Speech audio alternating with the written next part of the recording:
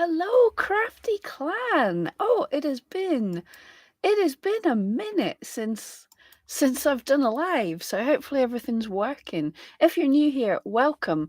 Today is the day where we go through the ETSI 2022 quarter four investor reports. This is the idea to find out, is ETSI sales up or down? And quite often, I'm going to be honest here and put you off before you stay. Um, but quite often in these investor reports, we get little nuggets of what's coming up.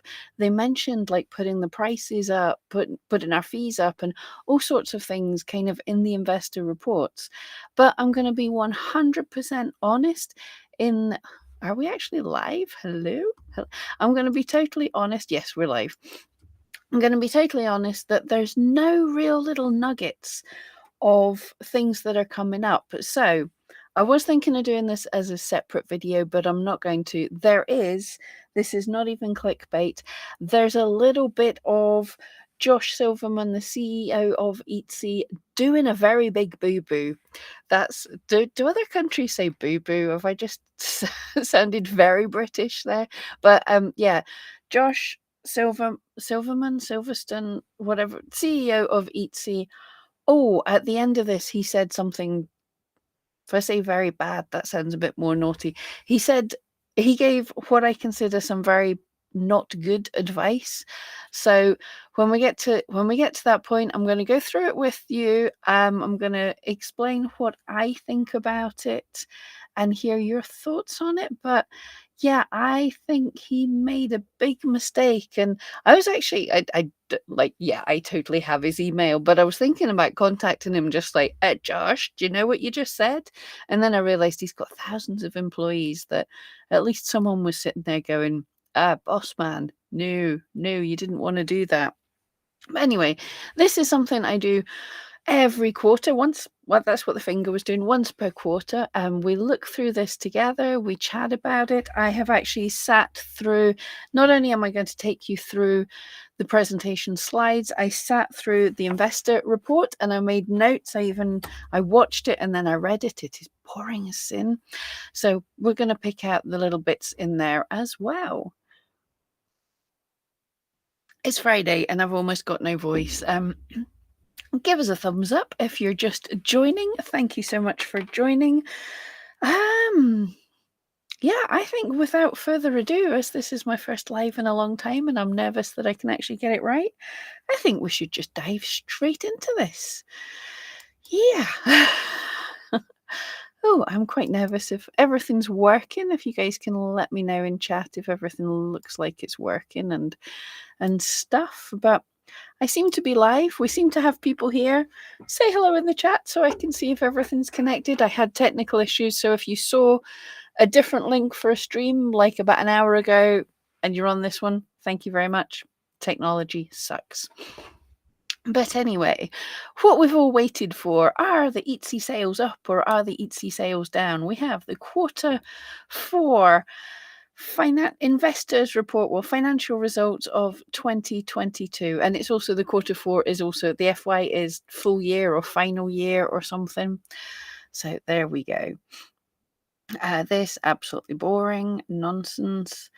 Now, before I'm even going to get started, I'm going to sneeze. Remember, this is the financial reports.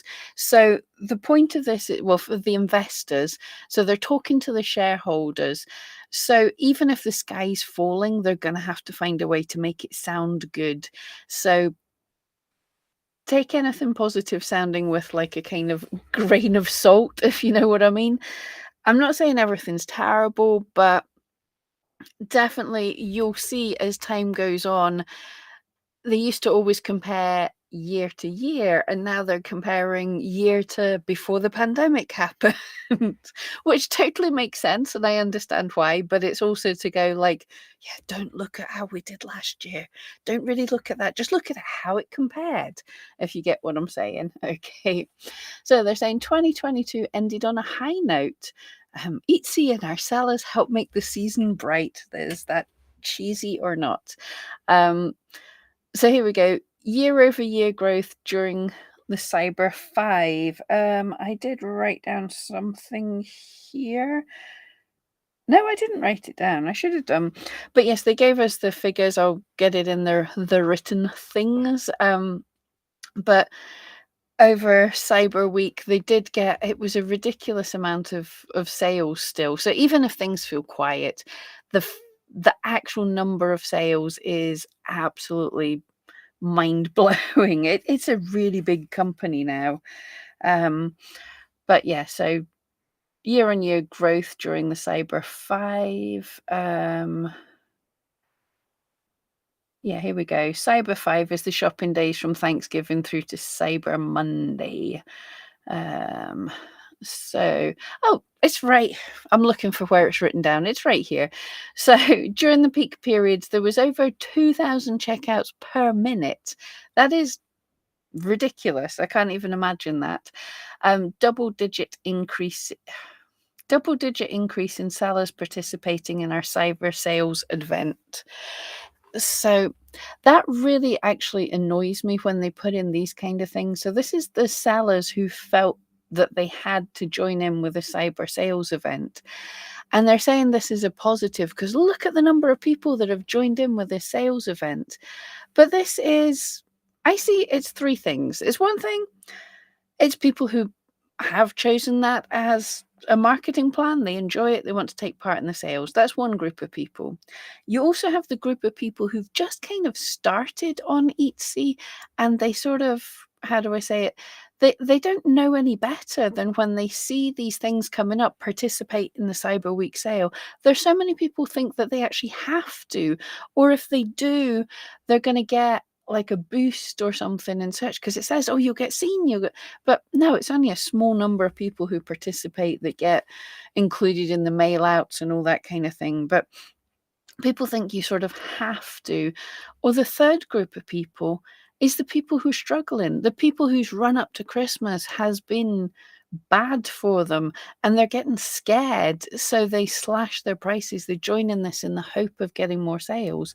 So I would say an increase in sellers participating in this is not necessarily a good thing. It could mean that some sellers were having a terrible year and panicked and slashed their prices.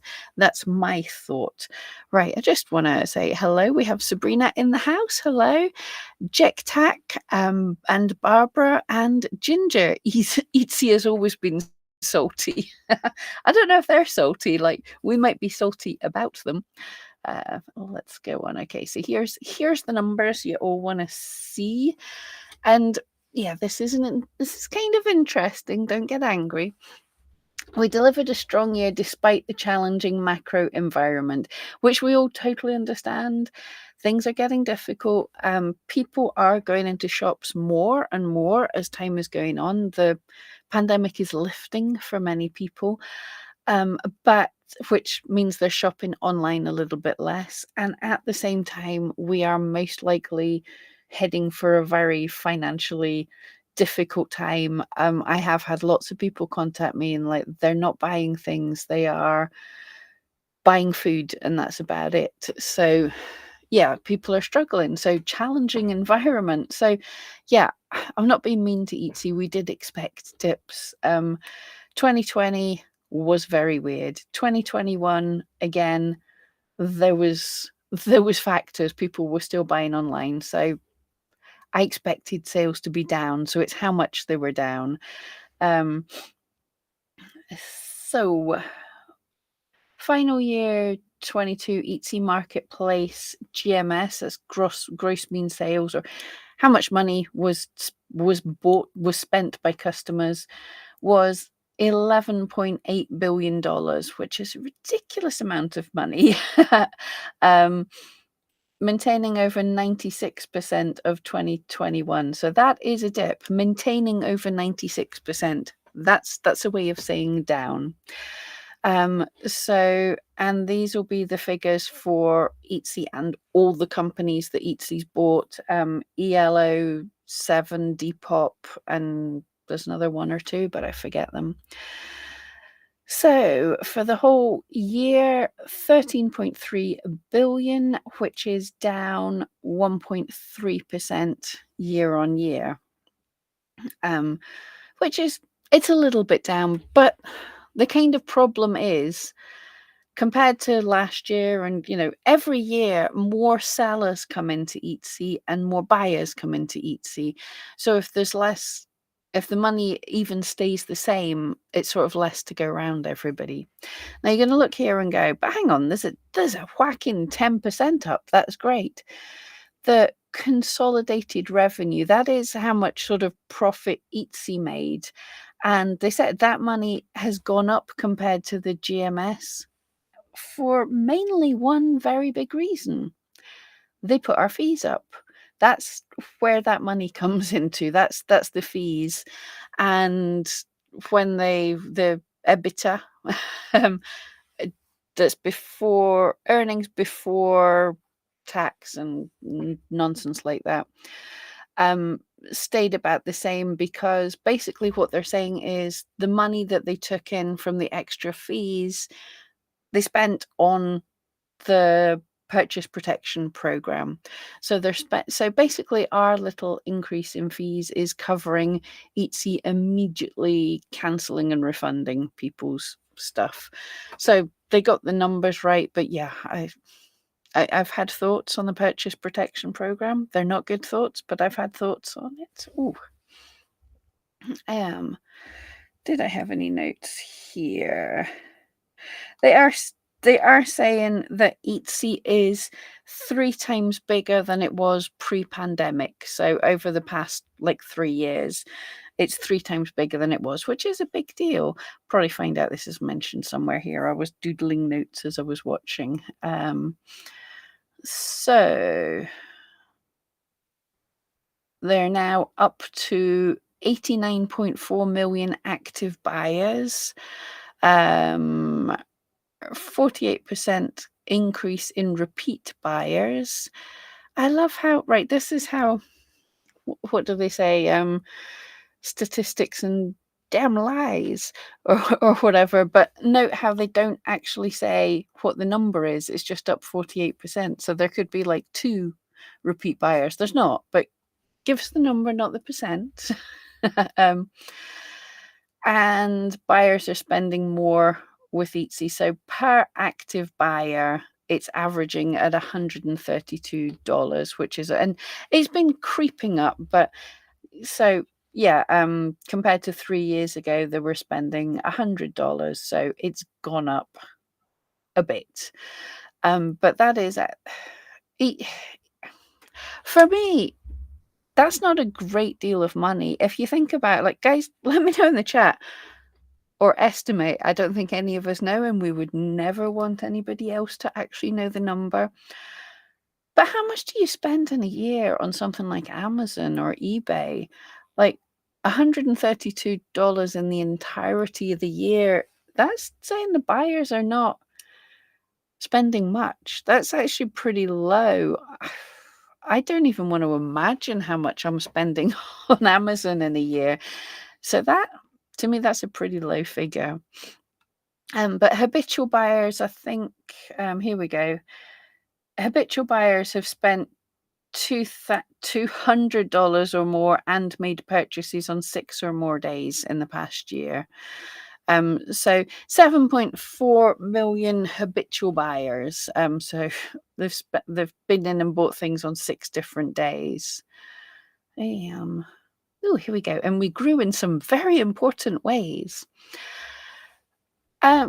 Here's a cool one. I didn't get how much it's up, but out of how many, was it 89 million buyers, active buyers, 22 million of them are men. So it still is way, way, way, way, way more females than men, but it's still kind of cool. That doesn't, quite a lot of the time when people were hearing that and they were saying, there's more men coming into the site, so do more things that appeal to men. But I'm betting the majority of men who come into Etsy are looking to buy for women. Not all of them, but a big chunk of them. So you probably don't need to be doing lots of manly things for the men coming in. You want to do kind of manly things for the women who are buying gifts for the men. So people were always buying for men.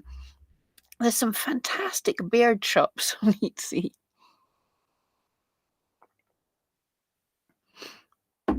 oh, excuse me.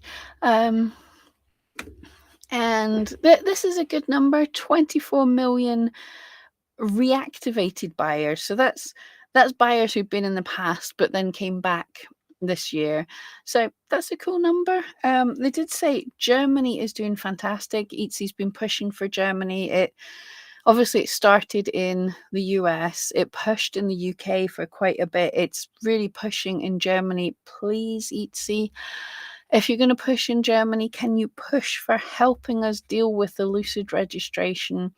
I keep on opening it up, trying to register, and I don't get anywhere because, yeah, it doesn't.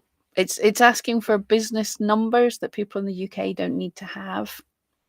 And I know a lot of people are saying if they get like one or two sales to Germany a year, it's not worth it for them to pay for the registration.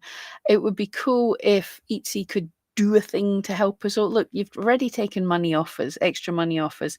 Stop refunding every single customer and instead roll it in to us all paying recycling for Germany sort of in a bulk. That would suit me. Um, or even for a percent, for the people who are shipping, or just do something to make it a bit easier, or get someone from Germany to come on and explain to us how we're supposed to fill in the forms, basically. Um, but anyway, so Germany's up double digits year on year, and Germany is four times. Germany in Etsy in Germany is four times bigger than it was in 2019. The other country that's really growing is obviously one that Etsy's focused. It said last year its new core market was going to be India, um, which I hadn't even thought of because it's saying it's even getting more buyers from India. The thing is, they're still trying to move forwards and work on actually having a decent checkout system in India. Indian customers can't actually buy things yet, or most of them can't. So they're working on that. So it's a core audience. So it is something they're going to be working on. There's going to be more Indian customers coming in, so that's maybe something to think about. It's a very different market, and I think that could be fun and exciting. Sabrina buys supplies on Amazon, so you spend way too much. Absolutely. I buy everything on Amazon. Literally, if I can't find a cable for something that I know is somewhere in my house, I'll Amazon Prime it rather than tidy up my house. I didn't just admit to that. But yeah, I'll Amazon Prime stuff instead of tidying up my house. Um, What's this? International sellers selling to international buyers outside their home country is up single digit. Oh, yeah. So that's like a sale that doesn't involve America, um, but people selling internationally to countries that aren't where they live. So that would be like me selling to Germany or something like that. So that's cool. There's a lot more not dealing with America at all type sales. I do get quite a lot of sales, and I do get a few to Germany. I got one. I'm not even admitting this, but I got a sale a couple of weeks ago, and it was I had a whole bunch of sales, and I didn't even look at them, and I just printed out the labels, stuck them on, took them to the post office, and as it was going through, I was like, Germany. But I sent it and it got there. But I didn't even notice it till it had gone through the post office. And I was like, oh no, I was meaning to cancel sales to Germany, but I totally missed that. Um, oh yeah, here we go. 120,000 active sellers in India and 5 million listings in India. So they're definitely growing the sellers in India. Jamin, exactly. India will become a big one if the payment system becomes easy. Exactly. They're pushing it in India, but the buyers need to be able to buy in India. I mean, it's such a massive country that, yeah, I'm sure they're working on that. And I do know just the last year, there's Indian central bank did some changes to makes things a little more difficult for them paying things. So yeah, Etsy has to work on that.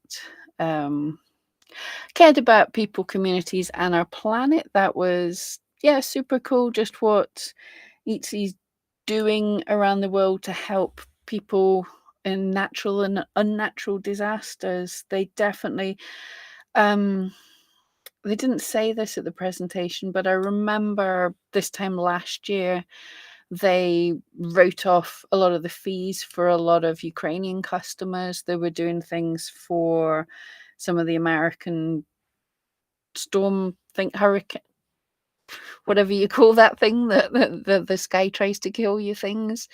And obviously working on the earthquakes that have been happening, and yes, the horribleness around the world. But it is, uh, for all we say about Etsy, there are people in the company, there are groups that are doing good things, and they definitely are working towards good things in this kind of case. We've got to remember that Etsy is such a big company. As you'll probably know, last year I worked a little bit with the Shop Camp team.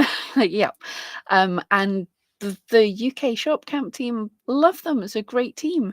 And it looks like the people working net zero emissions are a good team. The people working on helping the communities are a good team. So, there's lots of good teams, even if we don't like certain things that Etsy does. It's all different. It's so big. It's all different teams. Yes, here's this slide that they put up all the time. Best in class search and discovery. So they have been, did I mention anything about this? Yes, I think this was from this slide. We'll get to that. But yes, they are still trying to improve the search engine. This is something that annoys me. People are always asking and advising and talking about, oh, ever since the Etsy search engine changed. And I know it went into, is it XWalk, which is a different version of the search engine using neural networks and adding the personalization and everything. But the algorithm didn't really change. It tweaked, it improved. This is like an extra layer onto the search. But there haven't been, there's tweaks. Things get changed, and they're constantly trying to improve it, as they say, utilizing multiple search engines. So there's lots of things going on. But at the end of the day, the search engine's job has always been, when someone searches on Etsy, to show them the thing they're most likely to buy. It doesn't care about your feelings. It doesn't care that you've been a seller for 10 years or 2 minutes. It doesn't care about anything. It just wants to give the thing that the person's going to buy. So if slight changes with the search engine make it feel like your listing has dropped and you're not getting the same number of sales, sadly, it doesn't mean Etsy's done something wrong. It means the search engine has actually found someone that's better for the customer. So we just need to keep doing better. Rolled out search improvements to non-US markets. I'm not entirely sure what things they've done. They've always been, like, I know in the UK and Australia and some places you get a little boost and you get seen more in the UK by UK buyers, because people in the UK prefer not to ship from around the world. They prefer to get things quickly. Introduce new visual discovery experiences, including our Explore feature. Still don't have the Explore feature. Like, can you stop forgetting about us, Android people, please? And launched Etsy image search, which I've only seen a little bit of, but I totally love where this is going, where you're going to be able to not just type with words, but type and go, oh, I really like this sofa.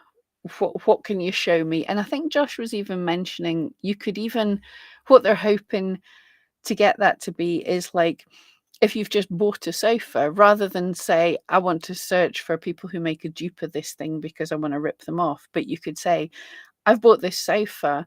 So, hey, search bar, show me stuff that goes with this sofa. Now, that would be a super useful kind of thing.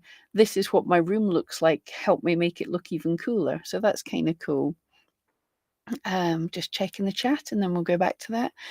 Sabrina's friend buys from India. The shipping cost quadruples for her to get her supplies, and the cost of the supplies.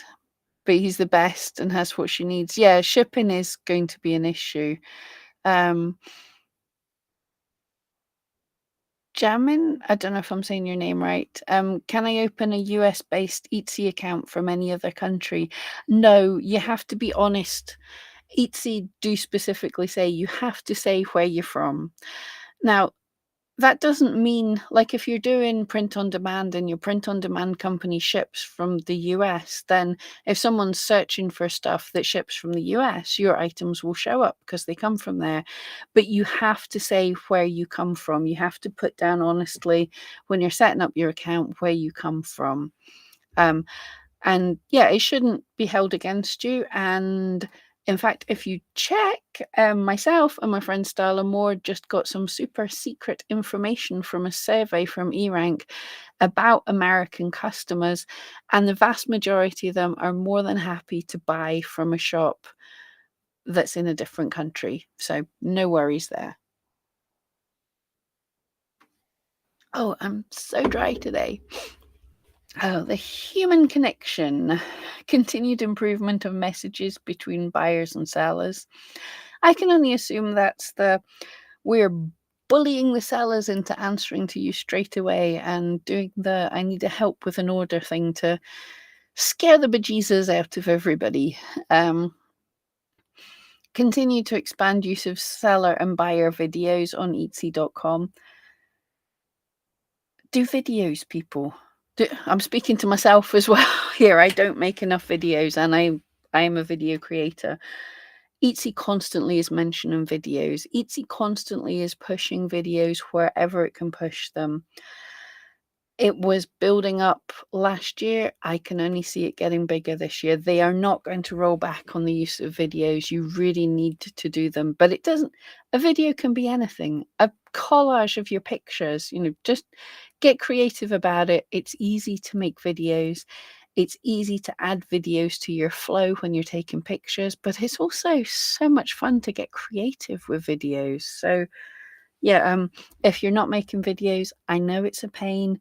Just look at ways to do them. If you don't want to if you don't want to record videos, get an account on Canva, use one of their templates. It makes a video out one of your pictures. Boom, boom, done. um, and then a trusted brand. Ooh, that's a dodgy slide after all the trouble we've been having. If you haven't noticed, it was a top guy in Citron did an article now going, Etsy's full of scammers and illegal items and stuff, and no one can really disagree with him, but we'll come to that if we've got time, or we've got as much time as we need. Um, so they launched the Etsy Purchase Protection Program, which is a great idea, but I have thoughts on that, which you will see in my January video I made about the Etsy Purchase Protection Program.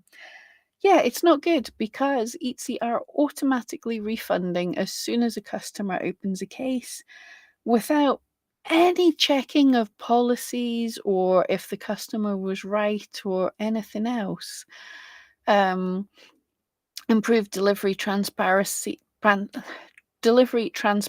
in non-US markets, i.e., they forced us to put what our shipping carrier was and to put in the dates so that Etsy could estimate the times it was going to take to ship our item, and they estimated too quickly, so they were telling customers that their item should be with them before our postal service could get it to them. So we were getting cases opened because items hadn't arrived. Yes. Stepped up handmade policy enforcement. Did you? Did you? Yeah. Mm, okay. And improved clarity for returns. I assume that's part of the changing the policies. And if you haven't noticed this, by the way, guys, I know some people have missed this. Our shop-wide policies are not a thing like they were before. We now have individual level policies, which is basically accepts returns, doesn't accept returns. So check and make sure that your listings are all the way you want them to be. Our sellers wow, I can't speak. Our sellers collection of unique items deepened the usage of our new Star Seller badging program. Oh yeah, I I should have made a video about this the other day. I don't know if you guys have noticed. It's possibly a trial, but I'm seeing it in a lot of people's searches on the search page, across the top of the search page, before even the ads. I'm seeing a box that says Star Sellers. So there is now priority placement for Star Sellers in search. I should make a separate video about that because I know okay. And then fully launched the new Etsy Seller app to all sellers. The new Etsy Seller app that's still in beta and doesn't have all the features yet, even though it's been in beta for about 3 or 4 years. Okay, great. Jamin, I'm from India and I only have the option of PayPal. Can I use Payoneer with an Etsy shop? I don't think so, but you'd have to contact Etsy about that. Because quite simply, the rest of us don't have the option for all these things. We can only use Etsy checkout. But Etsy are doing workarounds for India and stuff. So check with them and see where they're at. As I said, they're pushing into the Indian market, but they're not there yet. Cassie, I'm getting really tired of Etsy, to be honest. Yeah, I can't say that I'm not. Okay, you're getting ready to focus your time and energy on your own website. Oh, best of luck with that. Yeah, that's really cool. Yeah, Etsy always was, for most people, supposed to be just like a stepping stone to going off on your own. I never wanted to get big enough to sort of do that, so I'm happy enough to stay with Etsy. I know they will do something eventually that will be the straw that tips me over and makes me want to stop using Etsy, but it annoys me a lot more than it used to now, but it's still good enough, if that makes sense. Cassie, oh yeah, it's the Star Seller has been such BS. Didn't hit it this month because I didn't reply to someone in time. Yeah, just before Christmas I did that one. I was like 24 hours and 1 minute or something stupid replying to someone, and I lost my Star Seller for the whole of Christmas. That was fun. Sabrina hasn't seen the Star Seller thing on any of your shops. Must be a trial. That's good then, but yeah, definitely a few people have said to me, so it's not everybody. And Cassie's keeping Etsy for organic traffic. I think that's sensible. I think it's a kind of thing when you're moving onto your website, it would be put your business card in your packaging, start to drive your traffic to your website, but just keep Etsy for what it's working for. I'm kind of glad I didn't because we'd have got real ranty, Pam. I thought, oh, it's Friday evening here. Should I make cocktails for this? And we could all have sat and had cocktail hour. But I didn't.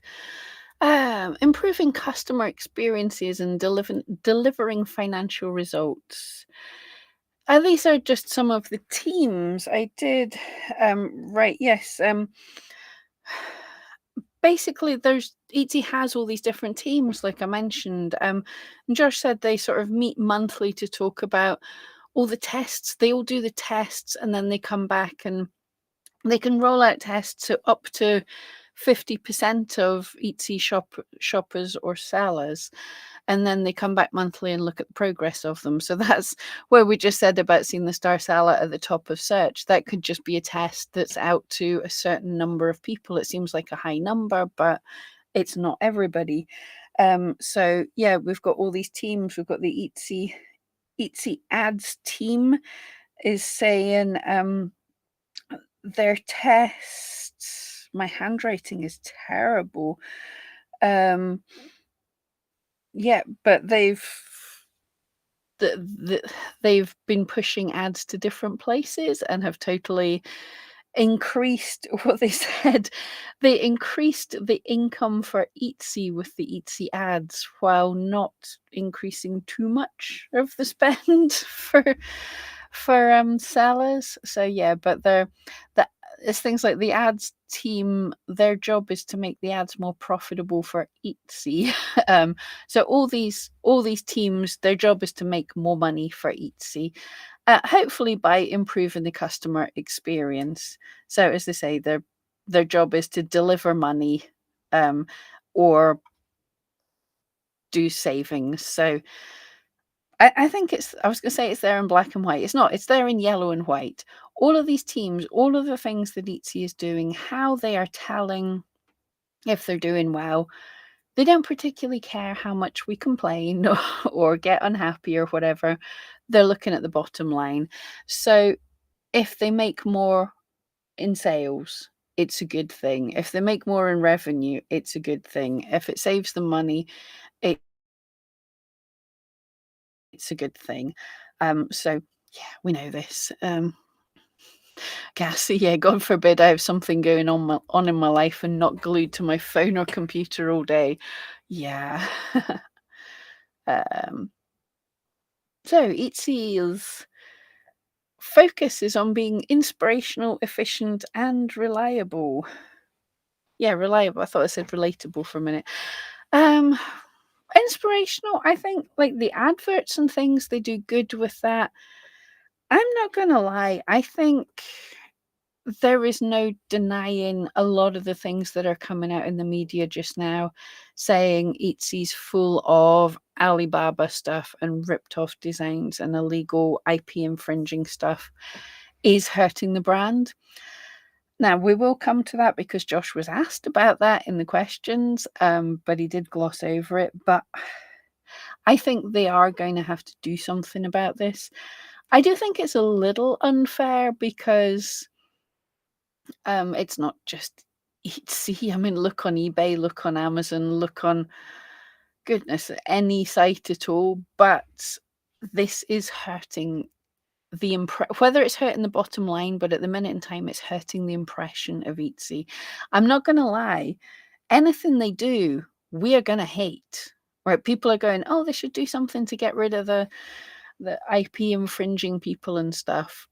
Oh, Etsy won't do anything about it because it makes them so much money. But the thing is, if they do something about it, they're going to do it half-assed. They're going to throw together some kind of an algorithm that shuts down far more listings than it's already shutting down, and we're all going to get mad.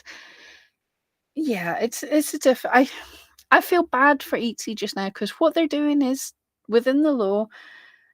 It's not their job at the minute in time to check if stuff's legal to sell. They're just a marketplace.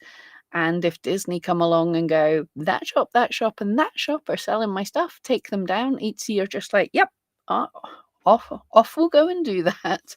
So Etsy's following the rules. I think things are going to have to change in the next few years, and I think we're going to hate it with passion. That's my thought on it. Um, oh yeah, this is weird. Josh was talking away about how excited he was about collections, and I totally forgot about them. This came in like a couple of years ago, and I thought it was cool. It was kind of like collections were like what treasuries used to be, but they were back again. It's like what treasuries were. It's like a sort of Pinterest board. And he was saying how good they were going. And this is part of the inspiration in their inspiration, efficient and reliable, is this collections thing. So this is user curated groups of things. I actually find when I remember the collections is kind of handy because if you look at what item, you can see what items your listing is in a collection with. So it gives you an idea of a sort of target market. Are people looking for decor? Are they looking for funny gifts? And it gives you an idea of what people think your item fits with. So that's handy. And yeah, they're saying it's a good thing that collections has increased the number of shop follows and the number of favorites. So they are seeing all this as a way. They did mention people can find you through collections and follow your shop, and then that means they get to see targeted things about when you're doing sales and stuff. So there, we know what I feel about sales. All right. Yeah, now this is interesting because a couple of years ago, when they were talking about Eatsy's more efficient, so the search relevance, they gave us numbers on this. And I have to say, when a company with as many numbers as Etsy says something's doing better without giving any numbers at all, I think it's very little better. um, because if that was a decent number, they would give us the numbers. Um, but they are saying the search is getting better, so improvements drove site-wide increase in site-wide conversion rate and average buyer spend. I will say the last few months of 2022, my conversion was about double what it usually is. So, but I don't know if that was anything to do with Etsy or the fact that I kind of went a little bit viral. So, yeah, improving the type of information we present to the buyer. That's like what the homepage is looking like and stuff, and all that personalized things. And here we go. The site being a bit better drove nearly $100 million in GMS. I don't know how they figure out that. Yeah, we made the site a bit better and we made hundreds of other changes. So, how do we decide which that person bought when they wouldn't have bought because the site ran 30 seconds faster not even 30 milliseconds faster or something? Yeah. Um, 95% of non-US listings had an expected delivery date versus 80%. Really annoying when they shout these things for the investors going, look how fantastic it is. Look what people are opting into, this thing that we've bullied them into and they can't not do it. That's not a thing to shout about. you know, okay, right, you forced us to do a thing. Focus on improving the returns experience. Less than 10% to greater than 30%. Percentage of listings with a policy of accept returns, which was clearly visible. Yeah, again, I don't. Percent of listings with a policy of accept returns. Well, I get, yeah, no, I get what they're saying there. The percentage of listings.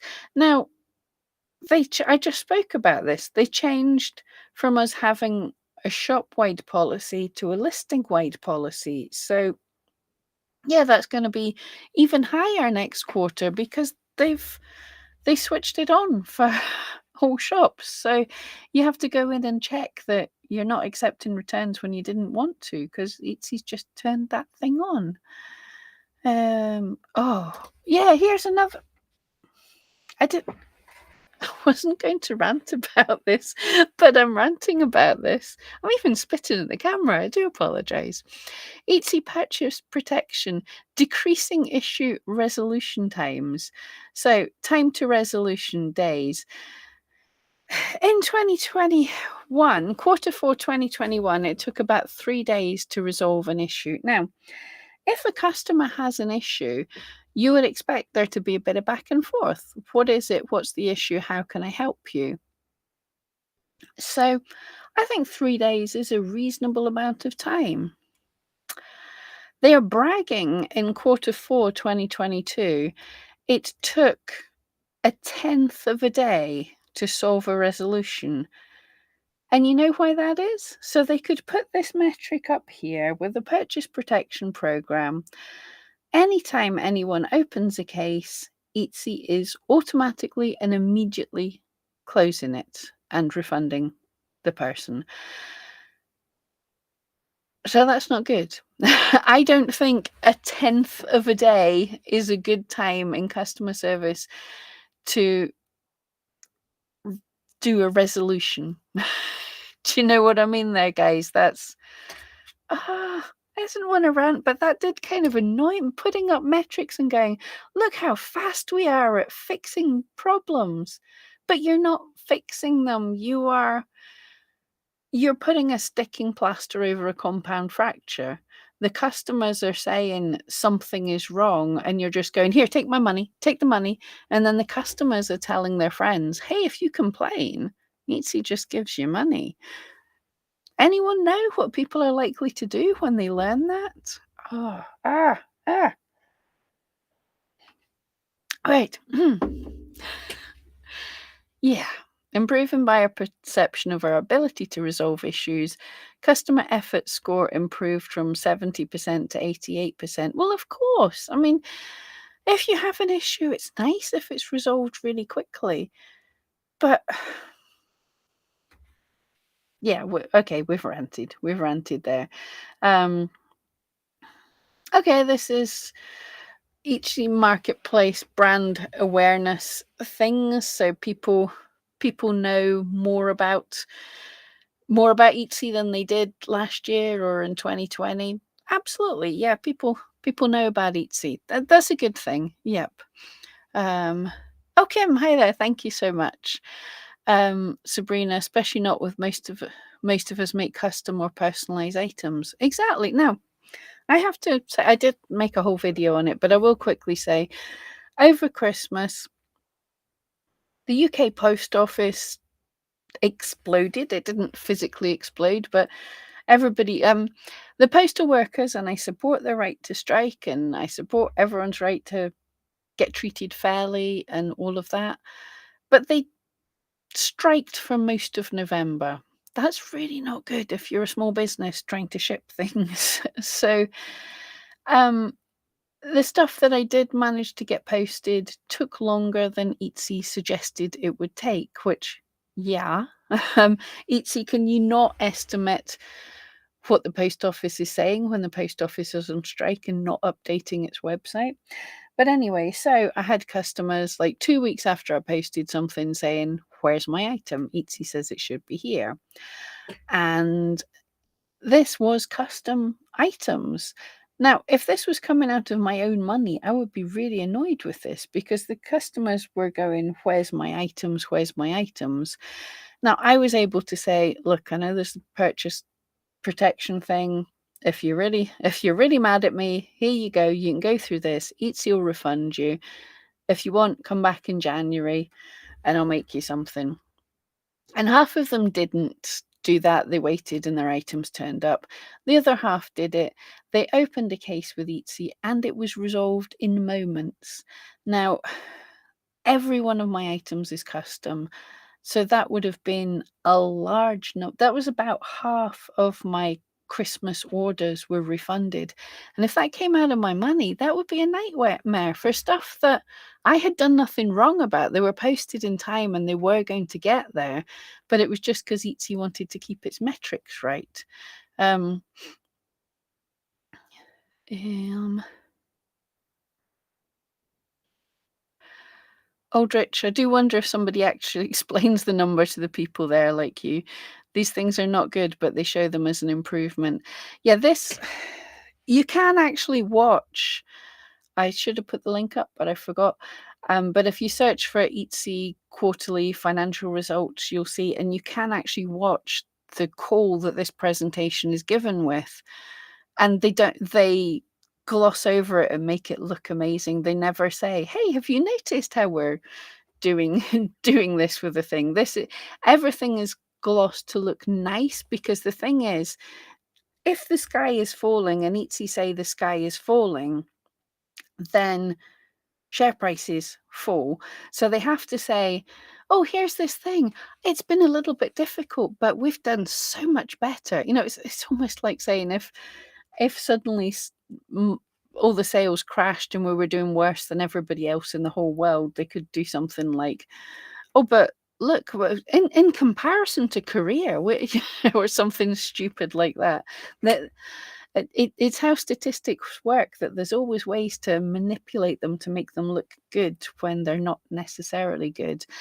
And sadly, I've kind of figured out over the years that proper big scale investors, rather than using their brain, just look at where everybody else is putting the money. I don't know if anyone looked at the Theranos thing, but this was a person, well, or So I wish I didn't have to say this.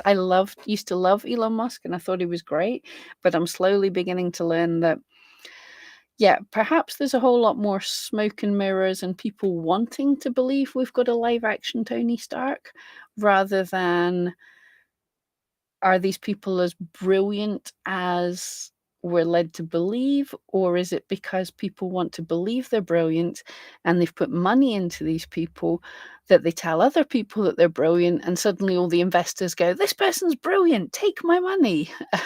um, if that sort of makes sense. I'm not dissing anyone who likes any of these people. Well, you shouldn't be liking Theranos. She's just been through court for being an absolute scammer. I think I can say that legally. um, Aldrich, absolutely putting glitter on a brown squelchy thing. Um, yeah, CJ, hello there. Good to see you. And creating harmony, you do say boo boo in in the US too. I'm assuming you're at the start of the chat, but I know you'll hear this in about an hour. um, Yeah, so there's Etsy. They did adverts. They look at the ads on Google and everything that we pay for. Well, Etsy's paying about half for, and we're paying half for. Um, Social media, all sorts of things, getting people coming back. Yep, good, fantastic. Um, Oh, I have to laugh at welcome new buyers to the joy of Etsy. Sounds like some kind of bizarre cult, doesn't it? But I know what they're saying. They want people who come in, the new buyers want to be able to say, what what we all want is for someone who comes to Etsy for the first time to have an awesome experience. And that's going to work better if the non-handmade but aren't vintage and supplies, but all the stuff that shouldn't be on Etsy isn't there. But we spoke about this. If you've missed this, go back later. um Etsy gets better the more you shop. This is them talking about their personalization algorithm and stuff. So the more Etsy gets to know you, hopefully it should show you better things. If you've got a search history like mine, it does not get better at all. So oh, that sounds dodgy, but because with I work with eRank, for those of you that don't know, I've worked with team like groups in Etsy as well. So I spend a lot of time searching for things to help people. So my search history is eclectic rather than dodgy, and I'm not allowed to show you my screen because I'm on some kind of watch list, right? Um, Peace of mind is obviously purchase protection program. I don't hate the purchase protection program, but just don't knee jerk refund people. um, and be the platform people love to sell on. Yeah, I think uh, I don't think you deliberately put this one in red, but you do need to work on this. I'm not a major Etsy apologist, but I think we have seen over the years it's gone from a community that we really loved selling on to it's a necessary evil, and I would like it to rein back a little bit so it's actually an enjoyable place. So yeah, that's in red. So Etsy, you're not watching, but if you were watching, that's the one you got to work on. um yeah, Reverb, you can look at these. Genuinely don't care about them. The only thing I took from this is if you love any of these sites, all the things that Etsy are talking about doing, Etsy as in the parent company, is basically making them more like Etsy. If we look at this, optimizing conversion rate. So they're tweaking the algorithm, more customized experience, so a personalization algorithm, um, Laun interesting. Depop launched Make an Offer. Now, someone contacted me about this because they saw somewhere a trial on Etsy for price or make me an offer on Etsy. Uh, Do not do this. But anyway, we're seeing a lot of what's happening in these places. They're just taking what's happening in Etsy and throwing it at these places. Yeah. Oh, I forgot about that making me an offer thing. Yes, don't do that with my Etsy shop. Etsy? Yes. Oh, here's the quarter four numbers. We didn't actually see the actual quarter four numbers, so this is cool. 4 billion for the year, which is down a little bit. Quarter four 2021. So is Etsy sales down? Yes. It was 4.2. It's 4. They're down. Yes, it's up 144% on the 3 years, but it's down on last year, which is the metric that most people look at.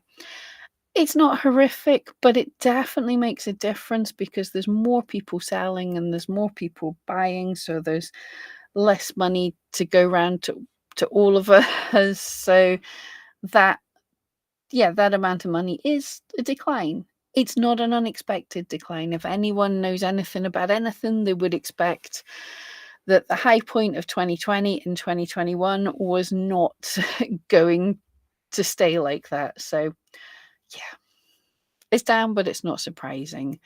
But yes, it's down, but the revenue's up because they took the money off us and the increase of fees. And these numbers here are kind of flat because they gave the money back to customers that were scamming them through the purchase protection program. There we go. In a nutshell, excuse me.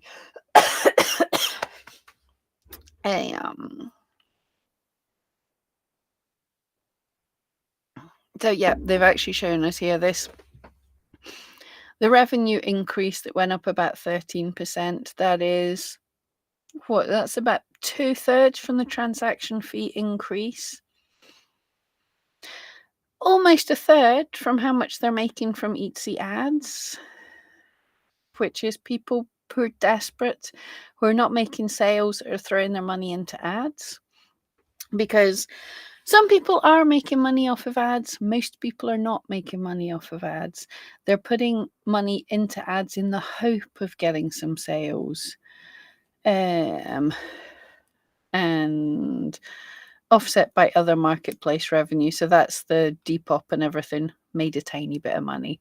But it's transaction fee and Etsy ads. Numbers, yeah, this is the Etsy earnings. Yeah, you can look at them, but apart from to get annoyed, I'm not particularly bothered about how much Etsy make. I want to know about how much all of us make. They did say definitely they've slowed down the rate of hiring, and if you look at revenue per head count, so this is basically how much money Etsy has per employee kind of thing. Saying that's going up, it means they're not hiring as much. That basically the number of people haven't gone up as much, although they hired some more. Basically, the feeling I got when they were talking about things here was they saw the big boom in Etsy. They weren't absolutely stupid, but basically Etsy's kind of tightening its belts without tightening its belts. So it's making sure it's not spending too much, which I'm not mad about that. Yeah, we had a big boom. I think it would have been silly for any company to go, whoa, look, let's base all our spending on what's happening in the middle of a pandemic, because that's going to last. So I'm not going to hate on them for that. That's sensible. They didn't say those words. Of course, they didn't say those words, but they didn't say that. That's the feeling I got. Their marketing spend, yep. So 2.5 billion got from Etsy Marketplace performance marketing. So yeah, this is how much they paid. GMS from paid channels. What are they calling that? Reflects the offsite ads. Oh, that's not just from the Etsy Marketplace. Got you. Yes. So that's the other places as well as Etsy. But offsite ads, about 30 of Etsy Marketplace performance marketing spend. Yeah, so some ideas about how much they're spending on marketing, and this is marketing spend as a percent of revenue. So they are spending kind of less compared to how much they're making than they were before the pandemic. So yeah, Etsy, you could spend a bit more on marketing. CAGR, I have no idea what that is.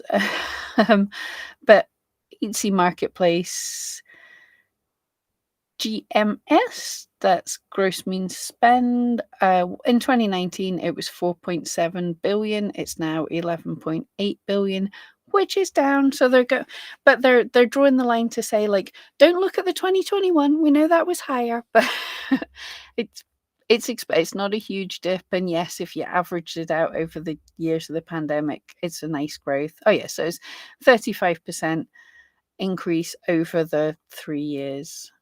I think that's year on year. I can't do maths in my head just now.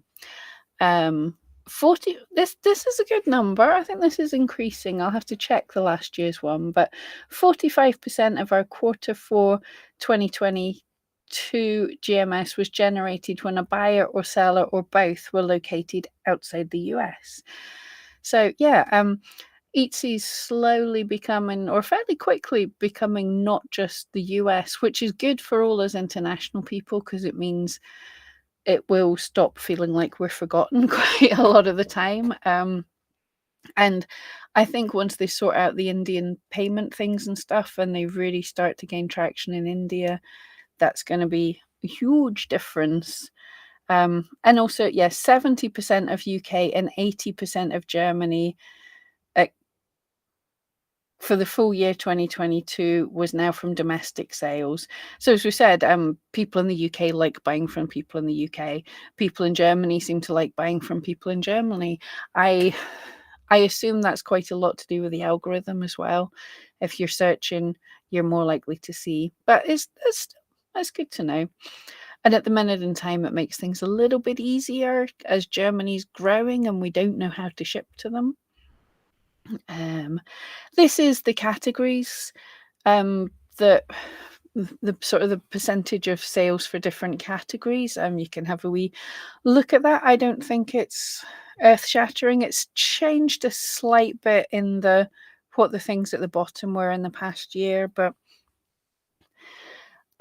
it doesn't desperately matter because it depends what people put into the categories. Like, I'm not seeing art and collectibles, but home and living's art and collectibles, so yeah, no big deal there. Largely held onto our gains. This is this is where they're saying, wait, all the people that came in, we haven't lost them. And it is true. Interesting that active buyers did drop slightly. So yeah, how much it makes sense actually. They were saying the people that we've got are spending more, but there's slightly less of them. That's why the spend went down. But compared to, everything they gained through the pandemic, kind of keeping it. And active buyers increased a bit in each of the last 2 quarters. So, okay, that's kind of good. But we'll probably see them drop again because it seems to be what it is. But yeah, active buyers are a thing. It's happening. Oh, Javier, when they break into that Indian market, it'll make a huge difference to sellers, more competition. There will be more competition, but the the trick is hopefully they catch a lot more buyers. India is such a vast, diverse country that we can, I know a lot of people feel that'll just come in with just a whole load of sellers, but there could well be a lot of buyers as well. We'll have to find out. Elizabeth, hello there. And I can't say this. Fantasticamo. I hope I said I usually let Starla say these names. It's weird having to do them myself. I've had 2 listings for crochet pattern PDF deactivated for breaking the no upcycle rule. Maybe if they fixed that, their craft supply category would do better. you wanna wait a little bit. I don't do clickbait, right? I didn't even put this in the title. I wasn't sure if I was gonna cover this, but I'm gonna cover this.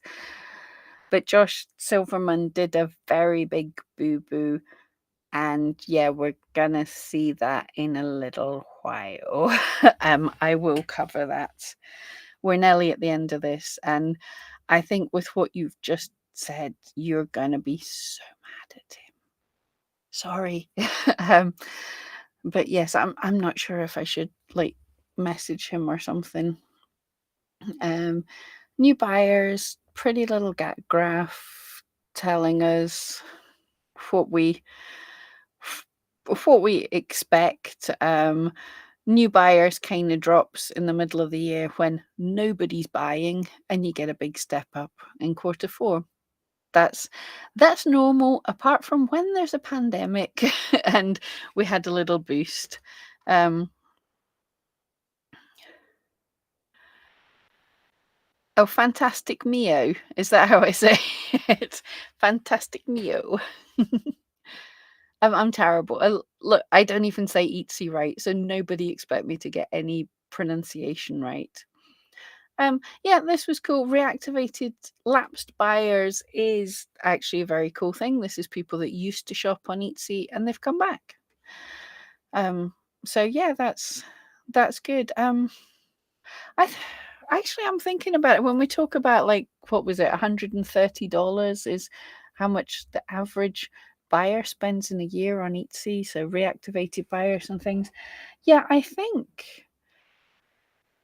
definitely Etsy is missing a trick in that most of us will buy something on there, but I don't buy regularly on Etsy, and I probably should.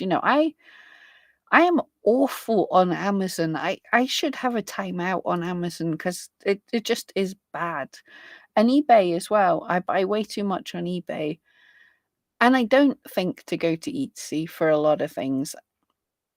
I very rarely go to Etsy for something for myself. I probably only go to Etsy to get something from my mum every now and again. It's her big birthday this year, so I might get her something from Etsy. um, but yeah, in general, I don't.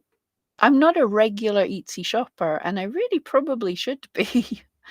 um, yeah, don't care about your money, Etsy. I suppose I should. I do have a half of an Etsy share that's doing better than my Etsy ads still. Okay, right, we got to all of that.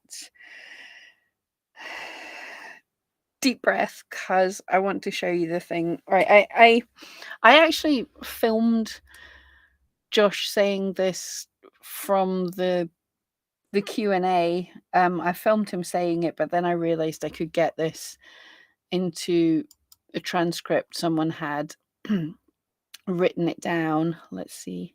Come on, come on, come on, come on. Oh no, that's wrong. Going the wrong way. Yeah, so I got this and I heard it. Yes, you can see it. I heard it and it made me mad. And I was going to do a separate video for this, but I decided, right, we're going to do this at the end of this. We will talk about this little thing as a reward for all of you that have sat through an hour of me talking nonsense. There wasn't any nuggets or anything particularly interesting in that quarterly report. Hopefully you enjoyed going through it with me anyway, but there really wasn't anything madly interesting in it. But after the report, there are questions. And I think Josh did a boo-boo. Delia buys from Etsy every week with supplies from my crafts. I really should. I really should buy from Etsy more. Do you think I'm putting off this ranty bit? Because I am putting off this ranty bit. Okay, so the question that was given to Josh, it was from Jason Hefstein. There was a report out of items on your marketplace violating IP. He'll be talking about the Citron report, which has been big going around for the last week. It did drop Etsy share price. Um, There has been more in the UK. There's been TV reports done on the scam of things people have bought on Etsy, supposedly homemade, that you can buy from cheap stores. So yeah, it is a problem. So it's probably something we've never paid much attention to, since it's not what buyers go to Etsy. But a quick search looks like there could be some counterfeit items. There's a lot. Could you talk about what you're doing about IP violation? Most of us probably don't understand what a violation is. No, I think we do. If you didn't make it and it belongs to somebody else and you're trying to sell it and trying to make money off of someone else's work, that's not allowed. It's really that easy. For example, if someone is selling a knit beanie with a Swiss logo or the word Nike, is that an IP violation? So in the chat, let me know if someone is selling a knit beanie that they knitted themselves with the word Nike on it. Is that an IP violation? Let me know, and then we'll see what Josh Silverman thinks. The CEO of Etsy, that should know about all of these things, being asked in an investor report. Try and not be dripping sarcasm too much. Aldrich, no problem. Thanks for going through the report. I wouldn't read it, to be honest. I know it's so boring. This is a weird thing. For many years, I didn't want to do these kind of things, because I thought, well, anyone can just read it. And then I realized I watch other people doing these for different things. It's kind of nice to have a watch party to go through, even though it's something you could read. It's boring to read, so it's kind of nice. So are people thinking that this would be an IP violation? I'm seeing 3 yeses so far in the chat. So you guys think you know some stuff about IP. So let's see what Josh has to say. Are you guessing where this is going? So Josh says, thanks for the question. I appreciate it. So don't rein in the sarcasm ever so slightly. First, let me say that Etsy is about special. It's about things that are made by hand or vintage items. So you're absolutely right. It's not what buyers think of for mass-produced items. Might not be what they think of, but Josh, have you looked at the search pages? Anyway, I want to state very definitively that trust is the bedrock of our marketplace, and there's no place for counterfeit items in the marketplace. I don't know how to do a thing that goes, this is a Pam aside, you probably know.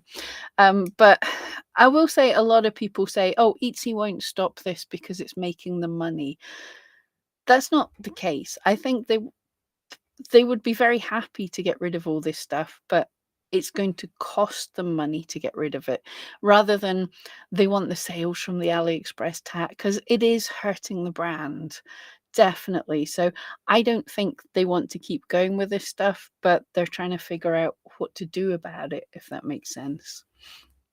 We work very hard. We work very hard and invest very hard to make sure that we have a clean, safe marketplace. I think we have more skin in the game than most in terms of having trust as the bedrock of our brand, because our sellers are 5 million independent, largely unbranded sellers.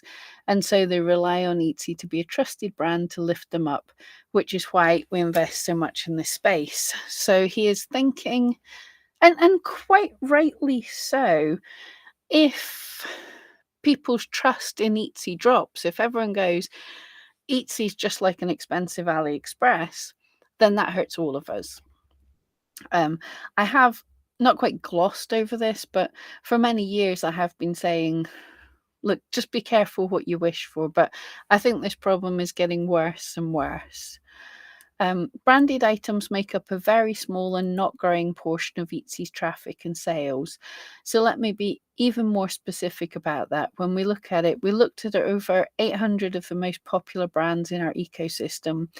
We saw that those brands were referenced in low single-digit numbers of our search queries and our sales. Yeah,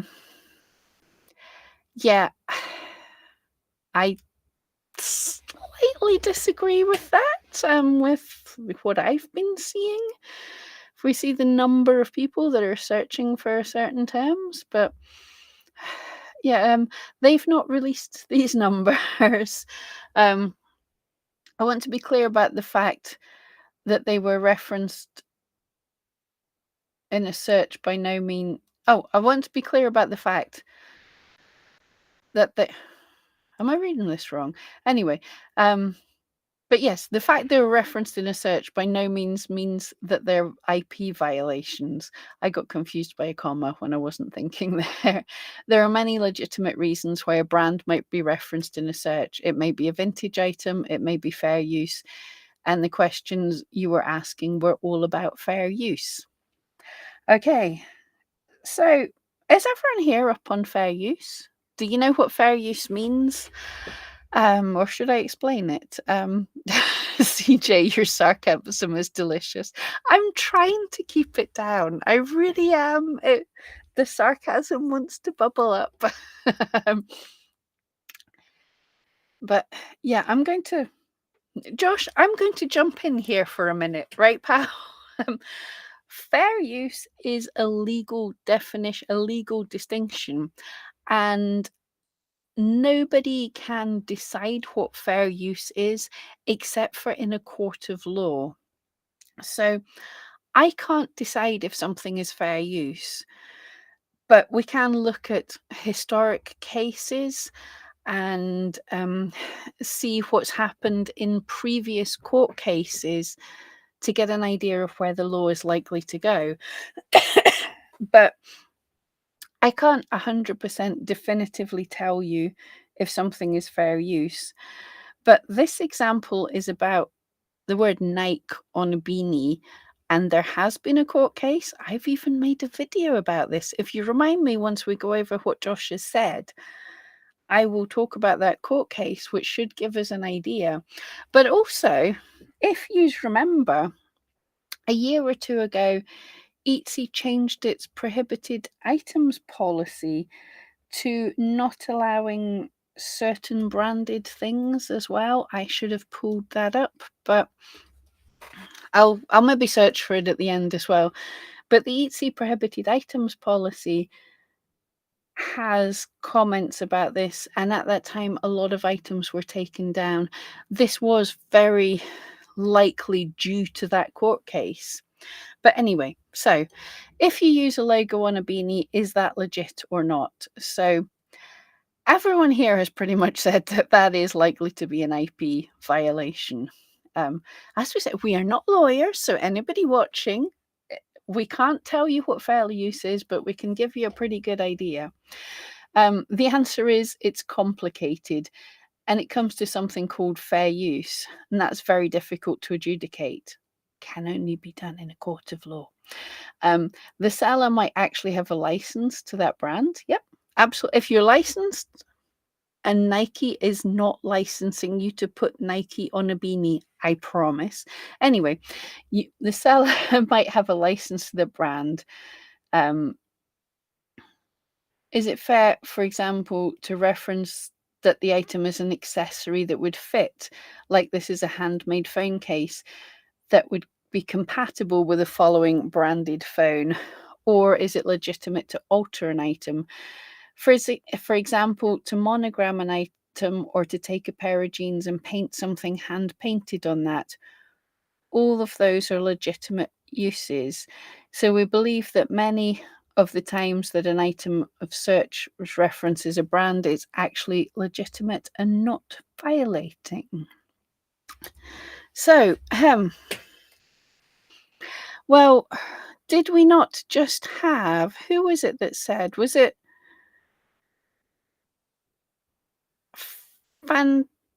I've forgotten how to say your name again. Mr. the Bear. Fantastic moo. Moi. I got fantastic. I can't remember how to say your name. I'm getting tired. But anyway, was it you that said that Etsy took down a pattern because of that very thing? I'm going to hide this screen so I can go and search for something for a second. But I think it was you that said you had a pattern taken down because of that. So, firstly, he is saying that that would be under fair use. Now, 100%, there was a court case about 18 months ago, it could be, for, and you've got to Google it, it's hilarious, the Nike Satan sneakers. And this was an artist who was taking Nikes and completely customizing them to do a limited edition run of these Nikes. And he did the angel ones and they sold and people liked it and everything. And then he did the Satan ones. These now, I thought they were hilarious. I'm not religious and I love horror movies and I thought it was great. But I totally get how some religious people were offended by it. It was, I think it's like the Air Jordans or those kind of Nikes that have an air bit in the heel. And there was supposedly blood injected into them and all sorts of slightly demonic branding, and they were delightful. Um, but people were seeing them and yeah, they saw these trainers and got offended and were saying things like, I can't believe that Nike would do something. Do you say Nike or Nike? I used to say Nike, now I say Nike. I don't know why. They couldn't believe that Nike would do something like that, and they were never going to buy from Nike again. So somebody doing something like that, which would have been considered potentially fair use or perhaps parody in the past, was physically hurting the brand of Nike. So that went to court and that was stopped. So that was decided upon in a court, as far as I remember. It was a while ago, but that was decided upon that that was not fair use. And when that happened, Etsy brought out a policy. Etsy changed their policies, which one would think that Josh would know about. Right, I'll have a quick look for this. I don't want to search for things when I've got the screen open. So, and let's see if I can find this quickly. But Etsy changed their policy very quickly. Have I got the right page? I think I have. So, right. And at the same time, they took down lots of items of people putting diamantes on Starbucks cups, people painting jeans. Was that something that Josh just mentioned? But people doing all these kind of things, these were removed. So this is the Etsy policy. It's the current one. It was changed a little while ago. So Etsy specific. Remember what Josh said? What I just read out like 10 minutes ago. Isn't my English good at this time of night? Unauthorized replicas or copy of items and patterns or designs enabling these creations are prohibited on Etsy. So copies of items, patterns or designs, yep, and replicas, yep. We consider counterfeit or unauthorized goods to be items that imitate authentic goods, particularly by using a brand's name, logo, or protected design without the brand owner's consent. A beanie with the word Nike on it? Additionally, we may consider upcycled or repurposed items, even if using authentic materials, to be counterfeit if they're making use of a brand's name, logo, or protected design without their permission. Examples of prohibited counterfeit or unauthorized goods include replica luxury, non-luxury items like bags and branded apparel. Does that yeah, you get what I'm saying there, people? Does that not sound very much the opposite of what Josh is that just me? Like, did Josh not just do a very big boo-boo there in my mind? He clearly said a beanie with the word Nike on the top. See, I said Nike now. A beanie with the word Nike on the top, or a pair of jeans that have been painted on. That is almost exactly what they're saying there. And also, now I'm not a legal person, I can't totally say this, but I saw only yesterday someone had listings taken down because, excuse me, they were for to fit certain phones. Oh, God.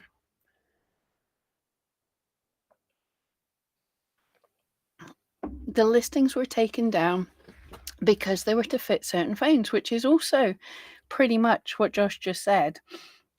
And my understanding of this is like if you want to make a cover for an iPhone, if you start saying this is a cover that will fit, what number iPhone are we on? I want to say 8, but it's probably 11, isn't it? I can't remember what.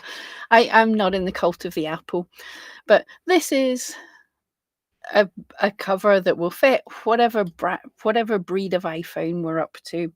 And you put that in your title, you put it in your tags, because obviously if someone's looking for a cover for an iPhone, they're going to search for a cover for an iPhone. But if you're doing that, then you're making money off of someone else's brand name. So to be able to use for any of these things, you have to go to their website and find out what the companies say about using their brand. For instance, Etsy, like Josh should know this because Etsy has a page talking about how you can use Etsy. Like I think I have in some places because it made me laugh. Excuse me. I could brand myself as Pam Duffy, the Etsy geek, right? Because that's absolutely clear that I'm not authorized by Etsy. I'm someone who does stuff around people who sell on Etsy. I couldn't call myself the Etsy geek or anything like that that has Etsy up there at the very start and the front and makes it sound like I'm officially Etsy. It's the same. There are even rules when you talk about Facebook on other places, or if you're going to talk about you're selling templates for Facebook or something, there are ways that Facebook want you to talk about Facebook. But other companies like Apple, like anything else, they all have their own policies for how you're allowed to use their names.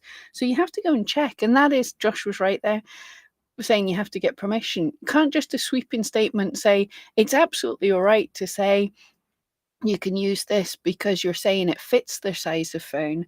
Because if someone buys it and it's rubbish quality, they can say, I bought an iPhone cover and it was terrible quality, and people immediately go, oh, iPhones are terrible. So it hurts the brand. So it's not as black and white as just saying, yeah, totally, that's fair use. And I don't know if any, quite a lot of you probably join myself and Starla more on eRank's live Q&A, and Starla will say, before we even start on any of those kind of things, we are not legal experts. She's so good. It's like getting drummed into me now, so it's really cool. But we are not legal experts. None of us can tell you if something is fair use. So we can't go, yes, that's okay to sell. We can go look into it, check it out. And Josh, like the head of Etsy saying, absolutely, you can do that. And then literally on this stream, I have people coming and saying to me, I had items taken down for this very thing that he said that was absolutely okay. About the patterns, I feel I should mention they haven't had problems with the 60 other patterns I sell in the same. Yeah, I don't even. This is what I'm saying. If Etsy has brought out a slight system about IP thingies or about things that we shouldn't sell. Firstly, they have their system for the IP holder, the portal that you can report things a little bit easier. You can claim your IP and get it taken down, and that's all good, and that's following the law, and that's great. But there is an automated system in there somewhere as well. There's the automated system that it's not IP things, but that's catching everything with the word Amber in it, including people like Amber Marie. So yeah, you've got that whole automated system, and it's catching people that it shouldn't. You've clearly got this system that's catching things that shouldn't be catching. So there's a system in place. But anyway, I'm going off on one, but I think you'll understand when I watched that with Josh. I was like, Uh, oh boy. Boy messed up there. Boy, I think I'm no spring chicken, but I think he's even older than me. And I'm older than time. Anyway, guys, I think I'll give you a couple of minutes if you've got any questions on this. But I think I have taken up enough of your Friday night. Yeah, that went way better than I thought. I've not gone live in so long. I forgot what to do, and apparently my streaming software did as well. But it's been great, actually. Been a nice chat. Been nice to catch up with everyone. It's for me as well. It's nice to cover these things because I get other people's impressions of them as well. It's not just me reading it cold, so that's kind of cool too. So it helps me too, and yeah, it's it's nice to see you guys agree with me that Josh should not have said what Josh said. I'm not I'm not sure where to I really feel we should contact I sort of feel for him. Well, no, I don't. Look, he was on the spot in a live Q&A, but if you're an expert on something, did you all see my video on the Chat GPT? Actually, this is a funny but nice thing. One thing that I learned early on as someone who helps people and puts their face out there and asks questions and things, it's really important to be able to say when you don't know something, because there's lots of things I don't know. So I find you want to trust someone who's able to stand up and say they don't know. And I was using Chat GPT, which is a chatbot, to do things with Etsy and stuff. And I asked it some questions and it was able to say when it didn't know. And I was impressed with that. And Josh needs to take some advice from that and to be able to say, I'm not an expert. I can't answer you on this. So many of the customer support people, when people are asking, can I sell this thing? The customer support people are saying, we cannot give you an answer on that. And it's really annoying because people are asking for help. But the Etsy customer support people are able to say, we can't tell you that. And Josh should have been able to do that as well. Not just say it's complicated. It's a legal matter and I can't talk about it. I can talk like, hey, I've talked about it plenty. I've hopefully not given you any dodgy advice that's basically like, if you want to make a beanie with the word Nike on it, Nike, Nike, I don't know how to speak anymore. I've been thinking about it, but if you want to make a beanie, go and ask Nike. Still sounds wrong.